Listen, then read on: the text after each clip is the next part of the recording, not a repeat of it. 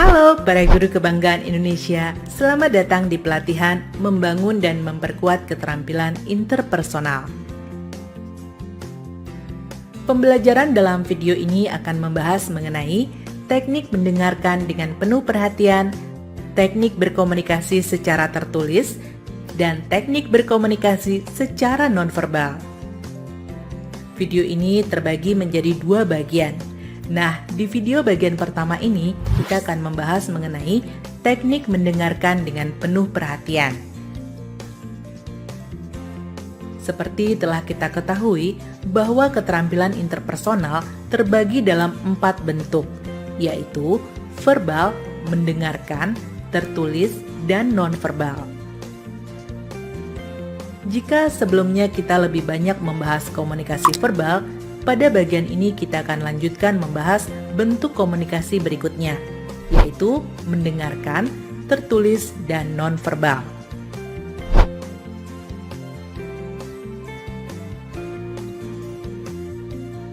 Dalam komunikasi interpersonal, selain kemampuan berbicara dengan orang lain, kemampuan mendengarkan atas apa yang disampaikan orang lain juga tidak kalah penting. Sebagai guru, meskipun dalam proses pengajaran Anda lebih banyak berbicara menjelaskan materi, namun Anda juga harus bisa menjadi pendengar yang baik ketika siswa menyampaikan sesuatu, baik yang terkait dengan materi ajar ataupun hal-hal lain di luar itu. Kemampuan mendengarkan yang dimaksud adalah mendengarkan dengan penuh perhatian.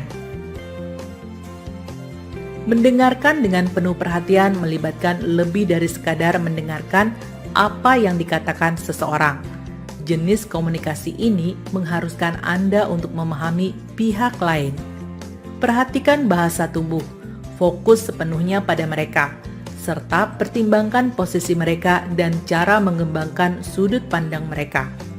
Singkatnya, saat mendengarkan dengan penuh perhatian, maka badan, pikiran, dan hati harus selaras saat melakukan komunikasi ini. Pertanyaannya sekarang, apakah Anda sudah memiliki kemampuan mendengarkan dengan penuh perhatian? Berikut ini ada sejumlah pertanyaan yang bisa Anda tanyakan terlebih dahulu pada diri Anda sendiri. 1.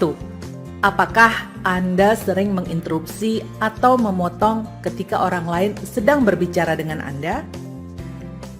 Jika Anda sering memotong pembicaraan orang lain, sama saja dengan Anda memotongnya di tengah-tengah apa yang sedang dipikirkannya, dan ini akan membuatnya frustasi. Anda akan dianggap sebagai orang yang mau menang sendiri dan merasa hanya ucapan Anda lah yang perlu didengarkan, dan orang lain tidak. 2. Saat berbicara, apakah Anda mengabaikan dan tidak mempertimbangkan situasi lawan bicara Anda?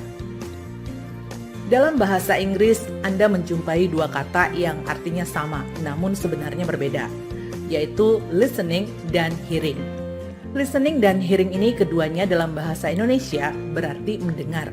Nah, mendengarkan atau listening ini lebih dari sekadar mendengar atau hearing.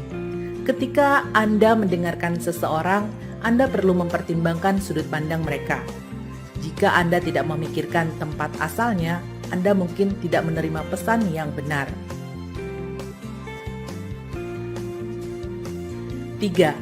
Apakah Anda sibuk memikirkan perasaan Anda saat orang lain berbicara pada Anda? Anda tidak akan mungkin bisa mendengarkan apa yang disampaikan orang lain jika Anda sibuk memikirkan hal-hal lain saat orang itu sedang berbicara pada Anda.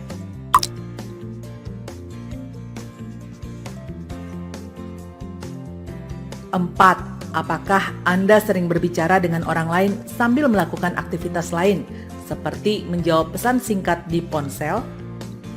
Anda membutuhkan konsentrasi saat mendengarkan dengan penuh perhatian. Itulah yang pantas diterima orang lain, dan apa yang Anda harapkan ketika Anda berbicara dengan seseorang. Ketika Anda sibuk dengan ponsel, sementara orang lain sedang berbicara pada Anda, itu menunjukkan bahwa Anda tidak menghormatinya dan tidak menganggap penting apa yang ingin disampaikan orang tersebut. 5. Saat orang berbicara dengan Anda, apakah Anda kesulitan mengingat detail-detail penting dari apa yang disampaikan lawan bicara Anda? Jika jawabannya ya, ini mengindikasikan bahwa Anda tidak cukup memperhatikan. Tentu saja ada kondisi medis yang memungkinkan memengaruhi memori Anda. Namun, jika Anda sehat dan orang-orang sering memberitahu bahwa mereka berbicara tentang sesuatu yang tidak Anda ingat, maka Anda perlu berlatih mendengarkan dengan penuh perhatian.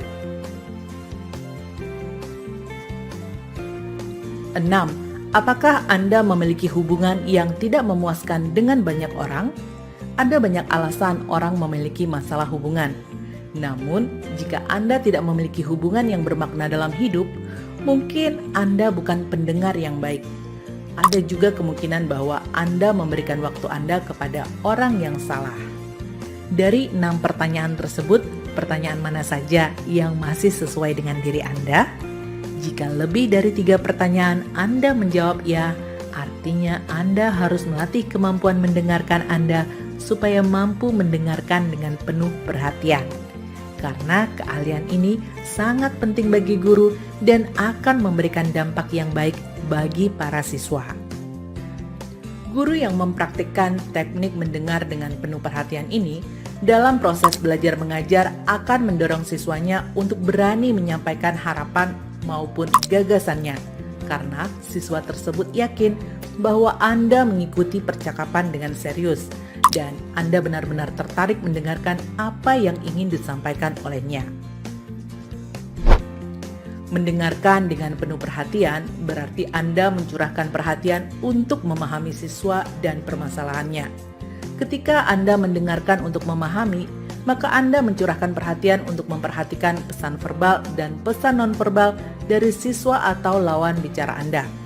Tapi jika Anda mendengarkan untuk menjawab, menghakimi, atau membalas argumen, maka Anda hanya mendengarkan sebagian dari apa yang diucapkan lawan bicara Anda.